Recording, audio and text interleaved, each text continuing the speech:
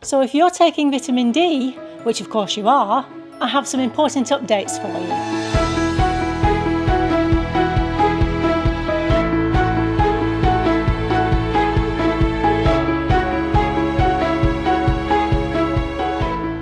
Hi, my name's Christabel Conroy. Welcome to Happy Stuff and Fluff.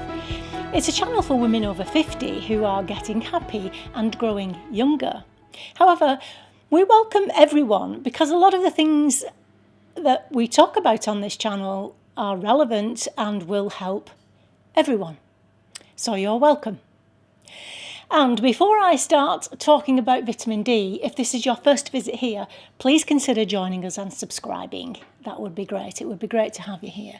I've been talking about vitamin D since May, or even before then.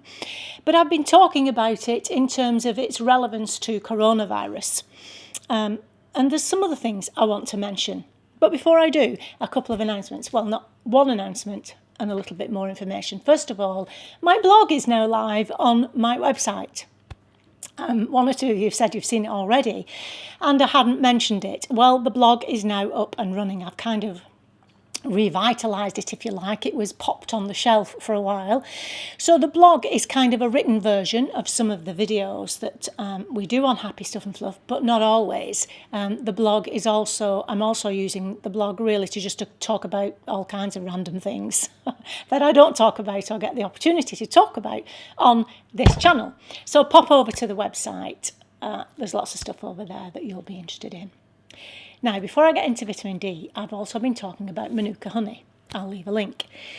And a couple of questions. One in particular has been coming in, and it's about this thing to do with using a metal spoon with honey. Now, I'd never heard of it before, but apparently, well, the question had been asked, is it dangerous to use a metal spoon?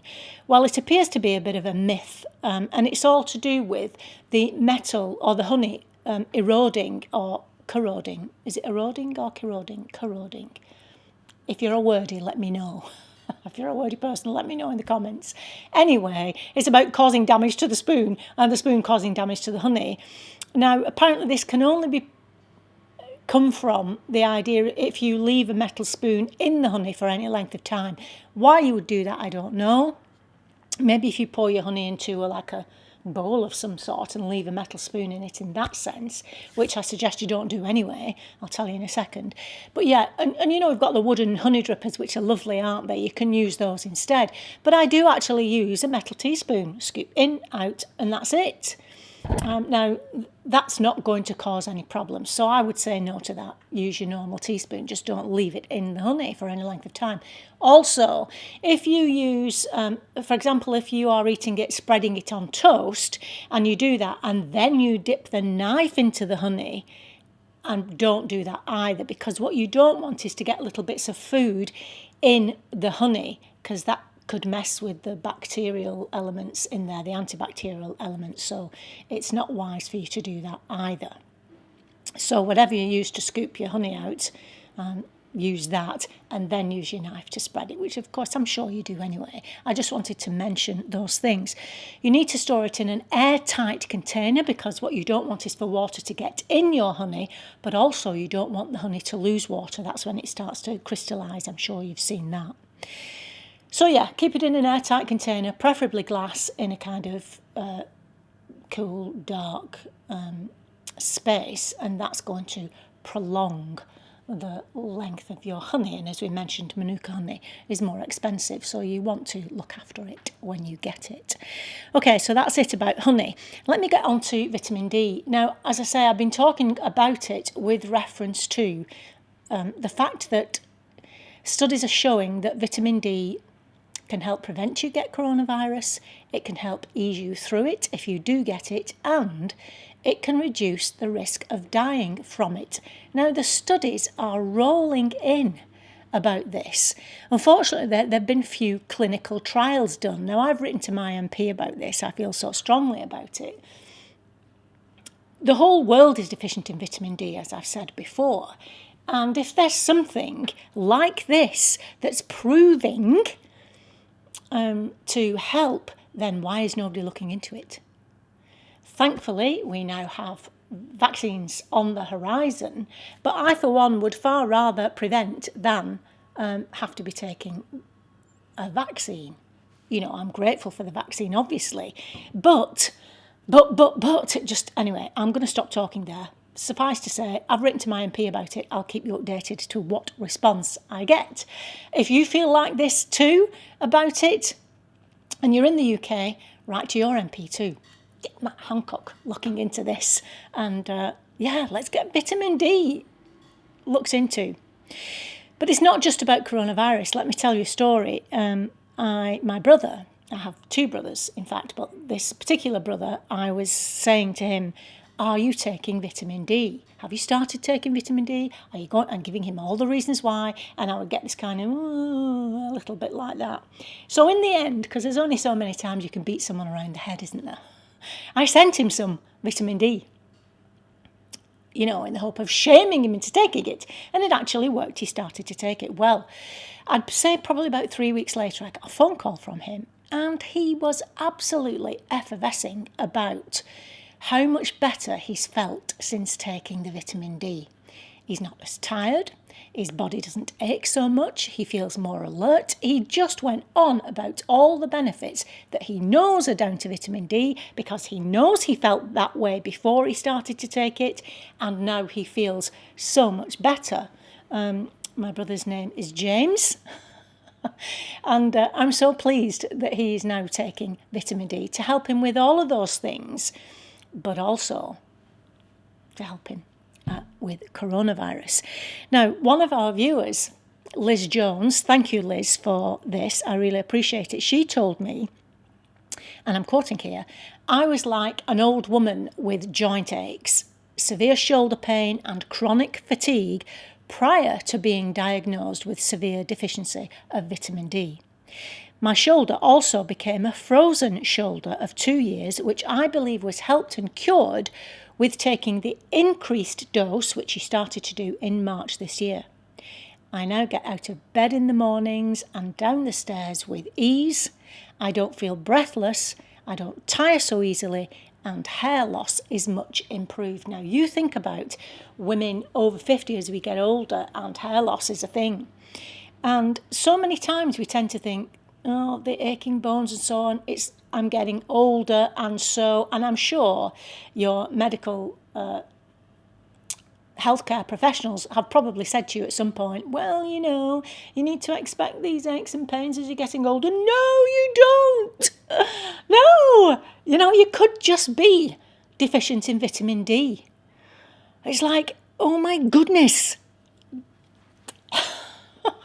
So thank you, Liz Jones, for telling me that. And she also said her sister, because obviously she tells her sister, I think she's evangelical about it now, and her sister's having the same results. And I'm evangelical about it too, you know that, which is why I've written to my MP.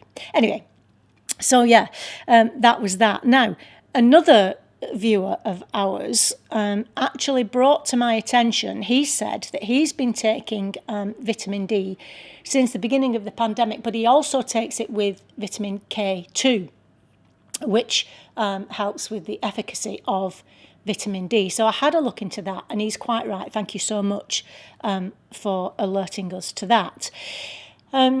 So there are in fact three. So that was Gregory Olson who told me that. Thank you, Gregory. But there are 3 vitamins that they suggest you take: vitamin A, vitamin K, and also magnesium to help to boost the efficiency, if you like, or the absorption of vitamin D. Now, you could take extra supplements for that, but in order to get vitamin A, if you want to get that from your diet, if you eat cheese, eggs, oily fish, milk, yogurt, you can get vitamin A from those foods. And remember, vitamin A is retinol, isn't it? So those foods are also going to help with your skin. So that's cool. Now, vitamin K you get from green leafy vegetables such as kale, spinach, green lettuce leaves, but also fruits. Kiwi fruits are very high in vitamin K, and avocado. Now, I know it's a high fat content, avocado, but its goodness, I think, far outweighs that. And obviously, you're not going to sit and plough through a full avocado, are you?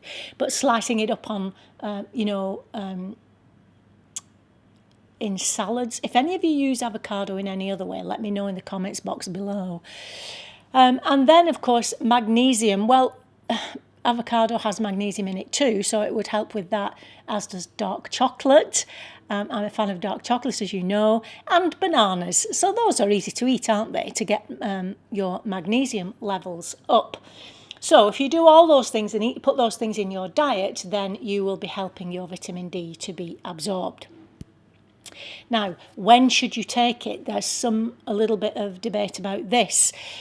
Well, some people, although there's no evidence of this, apart from anecdotal evidence, which is fair enough, say that it can mess around with your melatonin uptake if you take vitamin D. So I suggest you take it earlier in the day rather than later in the day, just in case. So take your vitamin D earlier in the day, and also do not take it on an empty stomach.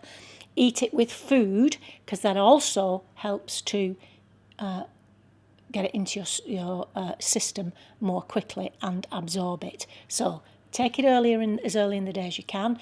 I take mine with my breakfast. Of course, I don't have my breakfast till like 11 or 11:30 anyway, and I take my vitamin D with my breakfast at that time.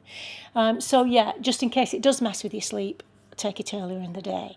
Now, do I have a treat for you, women over 50? Well, anybody, really. Oh, I have such a treat for you. Now, hit the link here or hit the link in the description down below, but you must watch this video next. It is Matthew McConaughey telling you a bedtime story. Oh, what a delightful way to go to sleep at night. Oh my.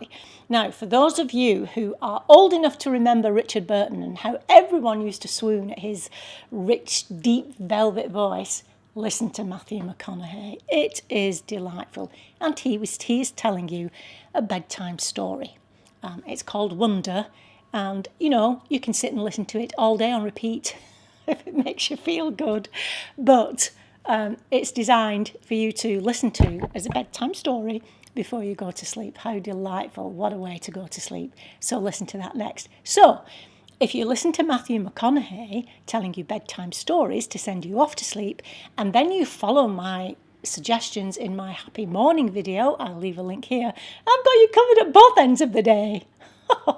Oh, lovely. Let me know what you think about that. I'd be really interested to know. Okay, watch this video next, and I'll see you next time. Bye-bye.